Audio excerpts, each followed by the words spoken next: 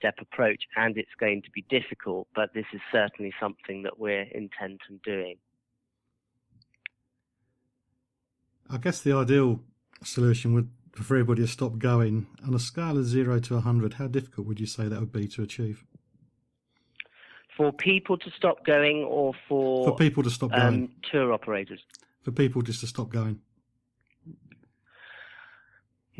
I think we would be in around 60%, because I think there are definitely people who want to have a more natural experience with animals, which is encouraged by the sort of nature TV documentaries and so on. People actually want to go and experience that for themselves, and rightly so, because that's the only place to see the animals doing their own thing in the environment that they've involved in.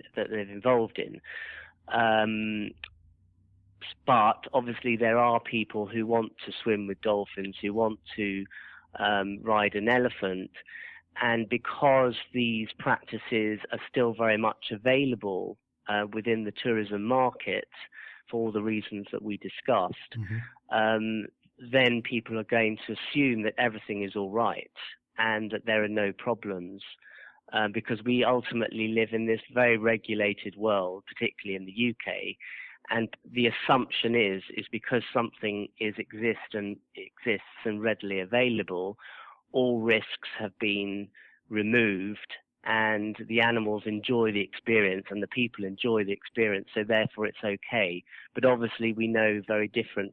So we've got to find ways to inform members of the public, but not in an aggressive manner or a campaigning manner, but instead in an informative approach, so people can make an informed decision, which I'm pretty sure will be the right one. I don't envy you. You've got a really tough job ahead of you. So how can people find out more about Born Free and how they can help? Well, our website is the best port of call. The W's bornfree.org.uk. And if people see animals whilst they're abroad or just travelling down the road that are in need or abused, or they feel that they're being exploited in a certain way, you can also notify us. And that's also through the website, so www.bornfree.org.uk, and then there's a /TAA, and that will take you to our Travellers Animal Alert mechanism, where people can write a report, and every single report that we receive, we follow up and try and do something for that animal in need. Okay, thanks Daniel. Thank you for your time. You're very welcome. Thanks for the opportunity. All the contact information for Born Free Foundation would be posted on the facebook.com/John Guinn Travel Show page. Just look for the 22nd of December show post. I'm interested to know what you feel about animal attractions. Do you think they should be banned outright? Do you think that going to another country, you're living with their culture, so you can't impose our beliefs and values on another culture because it's down to them and we shouldn't interfere? Do you believe that a lot more needs to be done? SeaWorld, you may have heard, did struggle when there was a massive campaign about killer whales there. Do you think that boycotting it is the only way to go? Whatever your views are, please do share them at the Facebook page. Checking it out before you check in on the John Guinn Travel Show on ukhealthradio.com.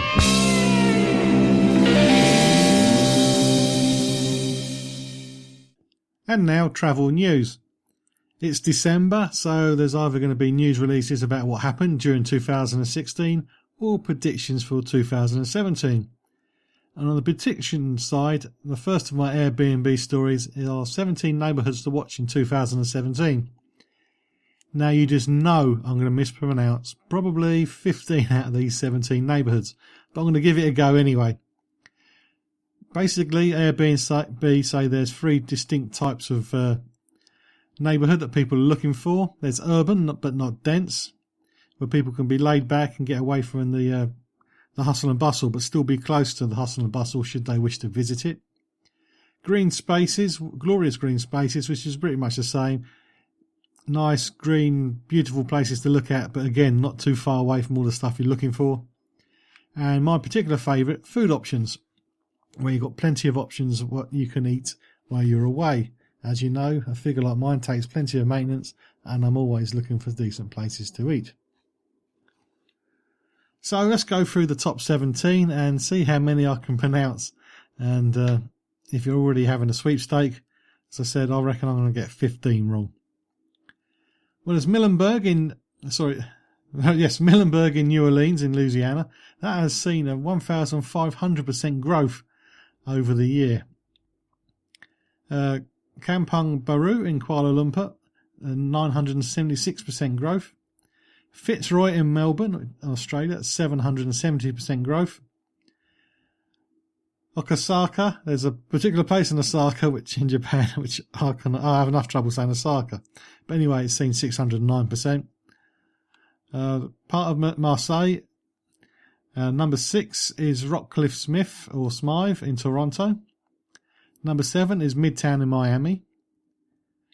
Number 8 is part of Mexico City. And number 9 is West Seattle.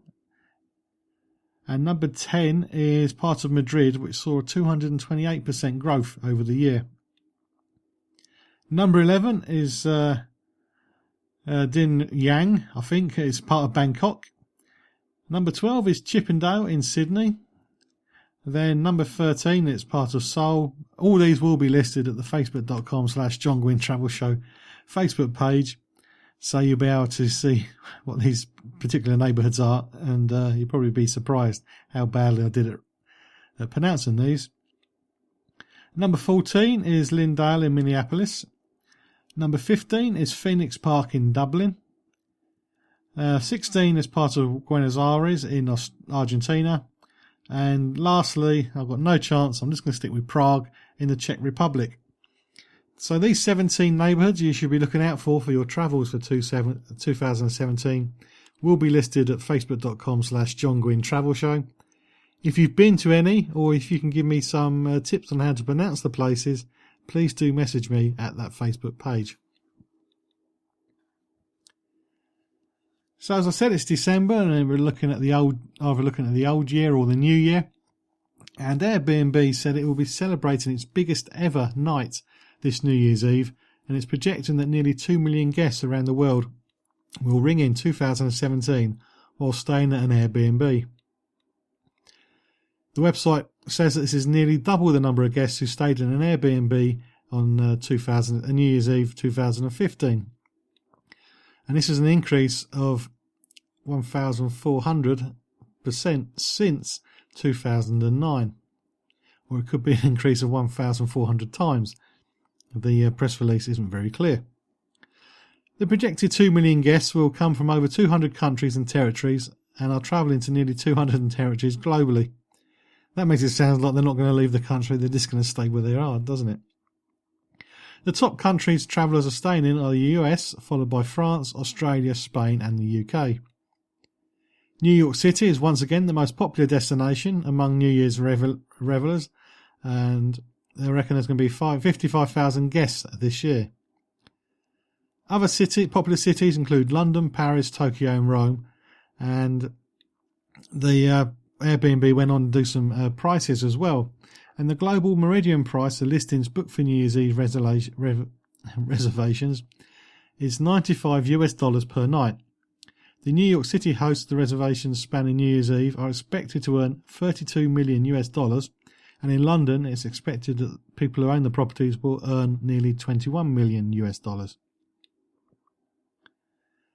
Among the top 5 cities for New Year's Eve, hosts are expected to earn a total of more than $90 million combined. Again, if you're staying at an Airbnb this New Year's Eve, do let me know via facebook.com/John Guinn Travel Show. I am interested in how the booking process went and how you feel about the property once you got there. I've said plenty of times in the past when I was a travel researcher, I did use Airbnb for my clients and nobody came back to complain about anything, but it's always nice to have more people's views. Very unprofessional paper rustle there.